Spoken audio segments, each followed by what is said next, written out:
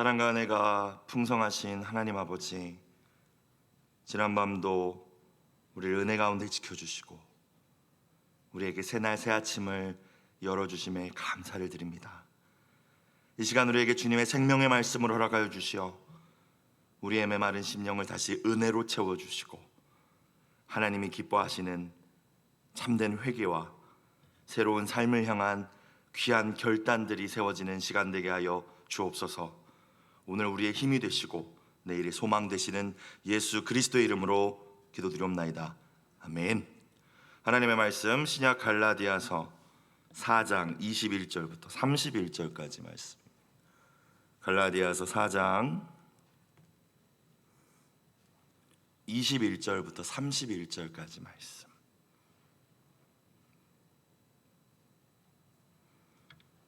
함께 읽겠습니다.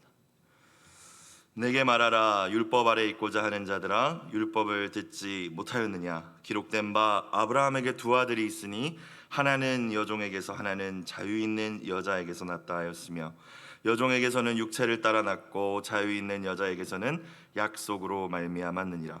이것은 비유니 이 여자들은 두 언약이라. 하나는 시내산으로부터 종을 낳은 자니 곧 하갈이라.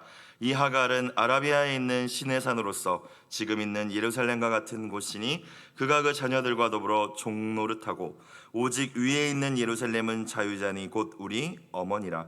기록된 바 잉태하지 못한 자여 즐거워하라. 상고를 모르는 자여 소리질러 외치라. 이는 홀로 사는 자의 자녀가 남편 있는 자의 자녀보다 많음이라 하였으니 형제들아, 너희는 이삭과 같이 약속의 자녀라. 그러나 그때 육체를 따라 난 자가 성령을 따라 난 자를 박해한 것 같이 이제도 그러하도다. 그러나 성경이 무엇을 말하느냐? 여종과 그 아들을 내쫓으라. 여종의 아들이 자유 있는 여자의 아들과 더불어 유업을 얻지 못하리라 하였느니라. 그런즉 형제들아, 우리는 여종의 자녀가 아니요 자유 있는 여자의 자녀니라. 아멘. 오늘 말씀에서 사도 바울은 갈라디아 교회에 들어온 율법주의자들, 그리고 그 율법주의자들의 영향을 받아서 복음 안에서 누리던 자유를 잃어버린 갈라디아 교회 성도들을 향하여서 단호하게 다시 외치고 있죠. 21절을 다시 보겠습니다. 내게 말하라. 어디 한번 말해봐라. 율법 아래 있고자 하는 자들아, 율법을 듣지 못하였느냐? 오늘 이렇게 시작하고 있죠.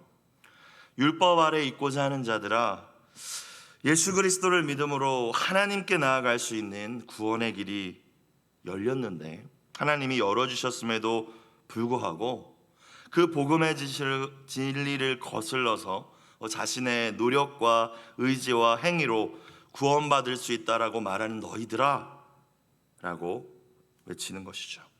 율법을 듣지 못하였느냐? 구약의 말씀, 모세 오경들, 그것들이 진짜 말씀하시고자 하는 바를 너희는 깨닫지 못하였느냐? 이런 의미입니다. 그러면서 오늘 말씀을 보면 바울이 유대인이라면 누구나 알고 있었던 구약 창세기 아브라함의 두 아들 이야기를 비유로 제시하고 있죠. 혈통과 할례를 강조하고 있는 그 유대주의자들과 그리스도를 믿음으로 구원받은 이들 가운데 진짜 참 아브라함의 후손이 누구이냐, 이것을 이야기하고 있는 것입니다. 너희가 그렇게 율법을 강조하고 있는데 그 율법 너희가 진짜 알고 있는 것이냐? 그 의미를 알고 그것이 우리에게 주시는 그 메시지를 너희가 아느냐? 이렇게 시작하고 있는 거예요. 22절 23절을 봅시다. 기록된 바 아브라함에게 두 아들이 있으니 하나는 여종에게서 하나는 자유 있는 여자에게서 났다 하였으며 여종에게서는 육체를 따라 났고 자유 있는 여자에게서는 약속으로 말미암았느니라. 오늘 본문의 내용을 조금 더 잘 이해하기 위해서는 사실 창세기 12장 이후에 이 아브라함과 아브라함의 두 아들 이스마엘, 이삭의 이야기를 우리가 선 이해할 필요가 있습니다. 간단하게 쭉 살펴보도록 하겠습니다. 창세기 12장에서 하나님께서 아브라함을 부르시죠. 아브라함이 하나님을 찾은 것이 아니라 하나님께서 아브라함을 찾아오셔서 말씀하시고 약속하시고 약속의 땅으로 보내시는 장면이 등장합니다. 창세기 12장 여호와께서 아브라함에게 이르시되 너는 너의 고향과 친척과 아버지의 집을 떠나 너희가 너에게 보여줄 땅으로 가라. 내가 너로 큰 민족을 이루고 너에게 복을 주어 너의 이름을 창대하게 하리니 너는 복이 될지라. 너를 축복하는 자에게는 내가 복을 내리고 너를 저주하는 자에게는 내가 저주하리니 땅의 모든 족속이 너로 말미암아 복을 얻을 것이라 하신지라. 이 말씀에 아브라함이 어떻게 반응합니까? 아브라함이 여호와의 말씀을 따라갔고 그의 조카 롯도 함께 갔으며 아브라함이 하란을 떠날 때 75세였더라 라고 기록되어 있어요. 자, 아브라함이 하나님의 그 약속의 말씀을 붙들고 가나안 땅으로 갔을 때, 이 땅을 주시겠다고 약속하신 그 땅을 갔을 때 가나안 족속들이 이미 그 땅에 살고 있었습니다. 하나님의 말씀과 달랐던 것이죠. 아브라함은 그 자리에서 나그네 신세로 살아야만 했습니다. 또 큰 민족을 이루게 해주시겠다고 말씀을 하셨지만 사실 그때까지도 아브라함에게는 자녀 한 명조차 없었죠. 말씀만 붙들고 가나안 땅에 왔는데 기근을 만나기도 했습니다. 자식처럼 여기면서 의지하고 함께했던 조카 롯마저 아브라함을 떠나버리는 일도 있었습니다. 절망감 속에서 땅만 바라보고 한숨 짓던 아브라함에게 하나님은 다시 찾아오셔서 동일한 약속의 말씀을 다시 주시는 장면이 창세기 13장에 등장합니다. 롯이 아브라함을 떠난 후에 여호와께서 아브라함에게 이르시되 너는 눈을 들어 너 있는 곳에서 북쪽과 남쪽 동쪽과 서쪽을 바라보라. 보이는 땅을 내가 너와 너의 자손에게 주리니 영원히 이르리라. 내가 너의 자손이 땅에 티끌 같게 하리니 사람이 땅에 티끌을 능히 셀 수 있을진데 너의 자손도 세리라. 여전히 나는 나그네인데 여전히 자녀가 없는데 이 땅을 다 주시겠다라고 너의 자손을 티끌처럼 많게 해주시겠다고 또 약속하시죠. 아브라함은 이 하나님의 약속을 다시 붙듭니다. 그리고 제단을 쌓았다라고 기록되어 있어요. 시간이 또 흘렀습니다. 여러 가지 사건들도 등장을 하고요. 하나님의 약속은 더딘 것처럼만 보여집니다. 창세기 15장에 이르러서 이제 아브라함이 이제 하나님께 문제를 제기하는 장면이 등장합니다. 아브라함이 이르되 주 여호와여 무엇을 내게 주시려 하나이까? 나는 자식이 없사오니 나의 상속자는 이 다메섹 사람 엘리에셀입니다.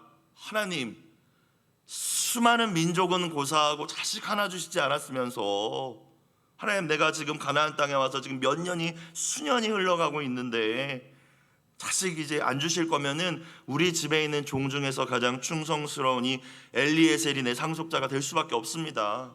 한탄이며 또 하나님을 향한 또 원망이 섞여 있죠. 아브라함이 계속합니다. 아브라함이 또 이르되 주께서 내게 씨를 주지 아니하셨으니 내 집에서 길린 자가 내 상속자가 될 것입니다. 하나님께서 아브라함에게 또 동일한 말씀으로 약속하십니다. 여호와의 말씀이 그에게 임하여 이르시되 그 사람이 너의 상속자가 아니라 너의 몸에서 날 자가 너의 상속자가 되리라. 다시 약속하시죠. 너를 통해 태어날 너의 자손이 자녀가 너의 상속자가 되리라. 그를 이끌고 밖으로 나가 이르시되 하늘을 우러러 무뼈를 셀 수 있나 보라. 또 그에게 이르시되 내 자손이 이와 같으리라. 대단한 것은 그 다음 절에 이렇게 기록되어 있어요. 아브라함이 여호와를 믿으니 여호와께서 이를 그의 의로 여기시고. 아브라함의 모습을 보면서 믿음이란 무엇인가를 먼저 생각해 봤습니다. 좌절하지 않고 낙심 한 번도 안 하면 더욱 좋겠지만 사실 그것이 믿음이 아니라 그럴 수 있는 사람이 우리 가운데 몇 명이나 누가 있겠습니까? 좌절할 수 있고 낙심할 수 있지만 그 자리에 머물러 있는 것이 아니라 그 순간에 내 생각에 사로잡혀서 절망만 하고 있는 것이 아니라 사람들 말만 듣고 이리저리 흘러가는 것이 아니라 그 순간에 나에게 주시는 또 나에게 주셨던 그 하나님의 약속의 말씀을 다시 붙잡고 일어서는 것이 하나님이 우리를 보시는 원하시는 믿음인 줄로 믿습니다. 아브라함은 그 믿음이 있었던 거죠. 그런데 창세기 16장에 이르면 이제 10년이 됐어요. 하나님의 약속의 말씀만 붙잡고 하란을 떠나서 이 가나안 땅에 와서 나그네로 산 지 10년이 되었을 때에 하나님의 약속을 어쩌면 더 이상 기다리지 못한 이 아브라함과 그의 아내 사라의 잘못된 선택이 등장합니다. 또 오늘 본문에 이제 등장하는 여종을 통해서 난 자 이스마엘이 출생하는 사건이 창세기 16장에 등장하죠. 아브라함의 아내 사레는 출산하지 못하였고 그에게 한 여종이 있으니 애굽 사람이요 이름은 하갈이라. 사레가 아브라함에게 이르되 여호와께서 내 출산을 허락하지 아니하셨으니 원하건대 내 여종에게 들어가라. 내가 혹 그로 말미암아 자녀를 얻을까 하노라 하매 아브라함이 사레의 말을 들으니라. 하나님의 수많은 약속의 말씀을 받았고 그때마다 아멘 했지만 그런 아브라함이었지만 사레의 말을 들었더라. 하나님의 약속을 오해한 것일 수도 있습니다. 그래, 하나님이 내 몸에서 날 자가 내 상속자가 된다고 했으니까 아내 얘기는 하신 적이 없지, 내 자식이기만 하면 되겠지 라고 오해하고 내 방법으로 하나님의 약속을 이루려고 했던 것이죠. 그 결과 창세기 16장 15절에 보니까 그 여종을 통해서 자녀가 태어납니다. 하갈이 아브라함의 아들을 낳음에 아브라함이 하갈이 낳은 그 아들을 이름하여 이스마엘이라 하였더라. 하갈이 아브라함에게 이스마엘을 낳았을 때 아브라함이 86세였더라. 11년째 가나안 땅에 정착한 지 11년째 되던 해 이스마엘이 태어납니다. 오늘 본문에서 사도 바울은 이 이스마엘을 가리켜 뭐라고 이야기하나요? 여종에게서 난 자, 육체를 따라 난 자라고 이야기합니다. 육체를 따라 난 자, 모든 자녀가 육체를 따라 나죠. 그런 의미가 아니라 사람의 뜻으로, 사람의 의지로, 사람의 노력으로, 하나님의 약속이 아니라 그렇게 해서 태어난 자녀라는 것입니다. 따지고 보면 혈통적으로 이스마엘도 아브라함의 아들이죠. 그리고 이삭이 태어나기 15년 전에 태어났기 때문에 형이죠, 형. 장자입니다. 그런데 하나님께서 약속하신 자녀가 아니었다는 것입니다. 네 힘대로, 네 생각대로, 네 방법대로 태어난 자녀였다는 것이죠. 약속의 자녀는 그 여종의 자녀가 아니라 오늘 말씀을 보니까 자유 있는 여자, 여종이 아닌 여주인 사라에게서 태어날 이삭이었죠. 창세기 말씀을 보면 이 이스마엘 출생 이후에 하나님께서 10년간 아브라함에게 나타나시지 않습니다. 더 이상 말씀하시지도 않습니다.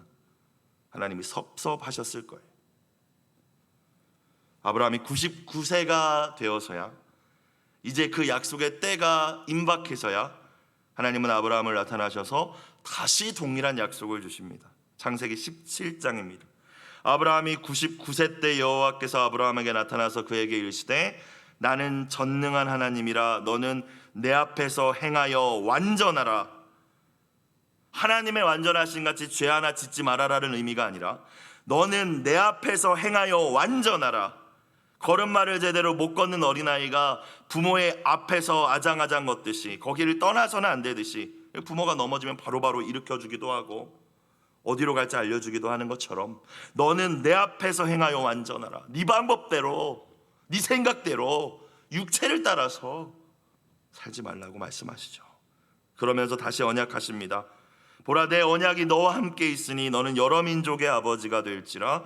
이제후로는 너의 이름을 아브라함이라 하지 아니하고 아브라함이라 하리니 이는 내가 너를 여러 민족의 아버지가 되게 함이니라. 그러면서 우리가 잘 알고 있는 대로 할례의 언약을 맺죠. 하나님의 약속을 기억하라는 겁니다. 자꾸 잊어버리지 마. 너의 때와 다르다고 해서 자꾸 인간적인 방법을 쓰려고 하지 마. 할례라는 것이 남자의 생식기에 행하는 의식이죠. 쉽게 말하면 화장실 갈 때마다 기억하라는 겁니다. 하나님 약속, 언약의 표징으로 할례를 주십니다. 자, 그런데 아마도 여기까지는 아브라함이 이스마엘을 통해서 하나님이 이런 약속을 이루려고 하시는구나 생각했을지도 모르겠어요. 그런데 17장 15절 이후에 가면 사라에 대한 약속의 말씀을 주십니다. 하나님이 또 아브라함에게 이르시되 너의 아내 사레는 이름을 사레라 하지 말고 사라라 하라. 내가 그에게 복을 주어 그가 너에게 아들을 낳아주게 하며 내가 그에게 복을 주어 그를 여러 민족의 어머니가 되게 하리니 민족이 여러 왕이 그에게서 나리라. 이때 아브라함은 99세, 사라는 89세, 10살 차이가 나죠. 이미 여성의 경수는 끊어졌고 희망은 그저 이스마엘 뿐인 아브라함에게 사라를 통해서 나리라. 나의 약속은 사라를 통해서 이루어지리라. 인간의 힘으로 도저히 할 수 없는 그 상황에서 하나님은 하나님의 권능으로 약속을 이루시겠다고 말씀하십니다. 아브라함이 어떻게 반응했을까요? 마음속으로 웃으면서 이렇게 말했다고 성경은 이야기합니다. 아이고 하나님, 100세인데요 어찌 자식을 제가 낳겠습니까? 사라도 90세인데 아유 아기를 어떻게 낳겠습니까? 이스마엘이나 하나님 앞에서 살기를 원합니다. 하나님은 타협하지 않으시고 다시 말씀하십니다. 아니라 너의 아내 사라가 너에게 아들을 낳으리니 너는 그 이름을 이삭이라 하라. 내가 그와 내 언약을 세우리니 그의 후손에게 영원한 언약이 되리라. 그리고 우리가 잘 아는 것처럼 창세기 21장에 이르러서 약속의 자녀 이삭이 사라를 통해서 태어나죠. 21장 5절 아브라함이 그의 아들 이삭이 그에게 태어날 때 100세라. 사라가 이르되 하나님이 나를 웃게 하시니 듣는 자가 다 나와 함께 웃으리로다. 웃음 이삭. 자, 인간의 방법, 여정을 통해서 태어난 이스마엘, 그리고 도저히 인간의 힘으로 할 수 없는, 바랄 수도 없는 하나님의 은혜로, 그분의 권능으로, 그분의 약속의 성취로 자유했던 여주인 사라를 통해 태어난 이삭. 바울은 묻습니다. 누가 아브라함의 참 자손입니까? 그러면 아마 유대인들은 다 이렇게 얘기했겠죠. 이삭입니다. 이삭이 참 자손이죠. 그걸 알면서 그런데 왜 여전히 율법을 붙잡고 있냐고 비유하며 해석하며 오늘 이야기하고 있는 거예요. 24절 25절 이것은 비유니 이 여자들은 두 언약이라. 하나는 시내산으로부터 종을 낳은 자니 곧 하갈이라. 이 하갈은 아라비아에 있는 시내산으로서 지금 있는 예루살렘과 같은 곳이니 그가 그 자녀들과 더불어 종노릇하고. 너희가 그렇게 잘 알고 있는 이스마엘과 이삭의 출생, 그리고 누가 하나님 아브라함의 참자손인지 잘 알고 있지 않느냐? 이 이스마엘이, 이 하갈이 의미하는 바가 무엇이냐? 옛 언약이다. 옛 언약. 시내산으로부터 맺은 옛 언약, 구약이죠. 율법입니다. 그리고 이 땅의 예루살렘의 것들이죠. 이 땅에 있는 것들, 유대주의자들이, 여전히 예수님을 믿지 않는 자들이 믿고 섬기는 예루살렘과 예루살렘 성전과 모든 율법들, 자유함이 없죠. 그게 하갈이고 그게 하갈이 낳은 이스마엘이다. 바울이 이야기하는 것입니다. 믿음이 아니라 혈통이나 할례나 율법을 통하여 하나님 나라 백성이 되었다고 믿으며 또 이방인 크리스천들을 향하여서 너희도 구원을 받으려면 우리 유대인들처럼 되어야 한다라고 주장하는 율법주의자들, 너희는 사실 진짜 아브라함 이삭의 자손이 아니라 육체를 따라서 그렇게 하고 있는 너희는 하갈의 자손과 똑같다는 것이죠. 너희도 자유함이 없는 여종의 자식들이다. 바울이 그렇게 이야기하는 거예요. 그리고 26절을 보겠습니다. 오직 위에 있는 예루살렘은 자유자니 곧 우리 어머니라. 기록된 바 잉태하지 못한 자여 즐거워하라. 상고를 모르는 자여 소리질러 외치라. 이는 홀로 사는 자의 자녀가 남편 있는 자의 자녀보다 많음이라 하였으니.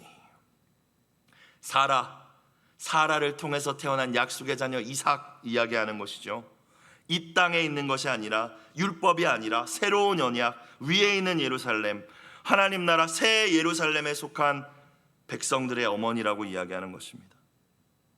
예수 그리스도를 믿음으로 구원받은 성도들, 예수님께서 십자가를 통해 세우신 그 새 언약에 속한 사람들이 진짜 아브라함과 사라의 자손들이며 약속의 자손들이며 하나님 나라 백성임을 왜 너희는 그렇게 구약을 잘한다고 하면서 왜 이해하지 못하느냐? 이게 오늘 바울의 포인트예요. 그래서 결론이 무엇입니까? 오늘 본문 28절 형제들아 너희는 이삭과 같이 약속의 자녀라. 31절에 가서도 형제들아 우리는 여종의 자녀가 아니요 자유 있는 여자의 자녀니라.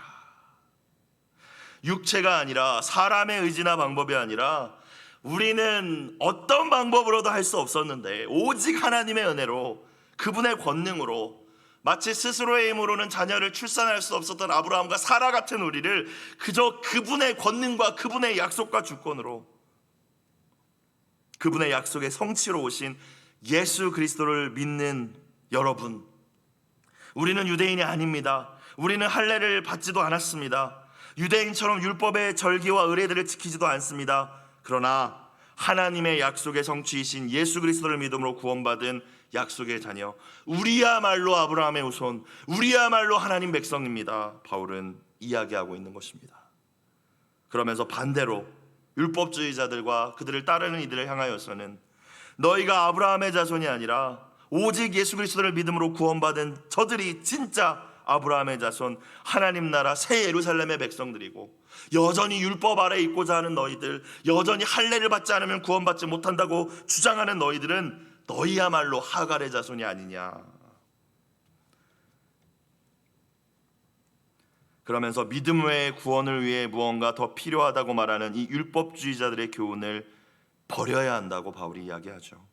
29절, 그러나 그때에 육체를 따라 난 자가 성령을 따라 난 자를 박해한 것 같이 이제도 그러하도다. 그때에, 과거 그 아브라함의 때에, 이스마엘과 이삭의 때에 육체를 따라 난 자 이스마엘이 성령을 따라 난 자, 약속대로 난 자 이삭을 박해한 것 같이 이제도 그러하도다. 지금도 율법주의자들이 교회 안에 들어와서 교회를 분란시키고 혼란시키고 바른 믿음에서 떠나게 하고 자유함이 없게 만들고 또 그것이 구원의 길이 아니라고 이야기하고 똑같다라는 거예요. 창세기 21장에 보면 이스마엘이 이삭을 놀렸다라는 말씀이 등장합니다. 창세기 21장 8절 9절을 읽겠습니다. 아이가 자라매 젖을 떼고 이삭이 젖을 떼는 날에 아브라함이 큰 잔치를 베풀었더라. 사라가 본즉 아브라함의 아들 애굽 여인 하갈의 아들이 이삭을 놀리는지라. 이 놀리는 게 애기들이 서로 놀릴 수도 있지 이렇게 생각할 수도 있지만 원어적인 의미는 경멸하듯이 비웃다라는 뜻입니다. 당시 이스마엘 15살이고 이제 이삭이 돌이죠. 태어나서 젖을 뗐죠. 경멸하면서 비웃다. 너는 장자 아니야. 내가 아브라함의 적통이야. 이러면서 경멸하며 비웃었다라는 거예요. 그때와 같이 오늘의 율법주의자들도 너 믿음만으로 구원 못 받아. 너 그렇게 신앙생활해서 구원 못 받아. 너 뭐도 필요하고 똑같다라는 거예요. 그래서 어떻게 해야 된다고 말씀하십니까? 30절, 그러나 성경이 무엇을 말하느냐? 언제나 성경의 답이 있습니다. 여종과 그 아들을 뭐하라? 내쫓으라. 이스마엘을 결국 내쫓김을 당하죠. 여종의 아들이 자유 있는 여자의 아들과 더불어 유업을 얻지 못하리라 하였느니라. 거짓 복음을 전하는 이들과 또 그들 때문에 마음속에 복음의 진리의 복음을 잊어버리고 이제 그 거짓 복음들이 마음속에 자리 잡고 있다면 그 마음속에서 그것을 내쫓아라, 제거하라. 여러분, 오늘 말씀을 통하여서 물론 우리 가운데 우리가 입으로 예수님 믿는 거 외에도 다른 게 구원에 필요합니다라고 이렇게 이야기하고 그렇게 하시는 분은 없을 거예요. 그러면 이단이니까, 드러난 이단이니까. 여러분, 그런데 드러나지 않아도 우리의 삶과 신앙의 모습을 보면 아유 나는 복음 안에 있어요, 아유 저는 예수님 믿음만으로 살아요 라고 이야기하지만 여러분, 율법주의적인 모습이 얼마나 많은지 아십니까? 예전에 목사님께서 종교인과 율법, 그러니까 복음, 이걸 비교하는 것 자료를 주신 적이 있어요. 그것을 토대로 우리를 좀 점검해 봤으면 좋겠는데, 여러분 질문 드리겠습니다. 난 진짜 복음 안에 있는지, 아니면 내 입으로는 믿음으로 구원받았다라고 하지만 내 율법에 빠진 종교인인지. 여러분, 하나님께 예배하고 헌신하며 순종하는 우리의 이유가 무엇입니까? 이렇게 새벽에 잠도 여러분 설쳐가면서 일찍 일어나셔서 주님 앞에 하루의 첫 시간을 드리는 여러분 가장 큰 이유가 무엇입니까? 예수님을 통하여 나에게 이미 베풀어 주신 정말 그 은혜와 사랑에 대한 감격과 감사 때문에, 하나님 너무 사랑해서 하나님 더 알고 싶고 하나님 만나고 싶기 때문에 나오셨다면, 여러분 복음 안에 있는 자유함 가운데 있는 약속의 자녀들의 모습으로 살아가고 계신 것이지만, 혹시나 우리의 헌신이나 우리의 신앙생활 가운데 순종이 내가 이렇게 하면 구원이 취소되지는 않을까? 하나님한테 벌을 받지는 않을까? 내가 또 이렇게 해야지만 세상에서 뭔가 잘 되는 하나님 복을 받지는 않을까? 내가 목사니까 어쩔 수 없이 새벽 기도는 가야 되지 않을까? 직분자니까 그 자리에 있어야 되지 않을까? 의무감으로 하고 있다면 여러분 죄송하지만 우리는 복음 가운데 있는 게 아니죠. 지금 입으로는 복음을 믿지만 율법주의적으로 신앙생활하는 것입니다. 한 가지 더 점검해 보겠습니다. 우리의 정체성과 자존감이 여러분 어디에 달려있다고 생각하십니까?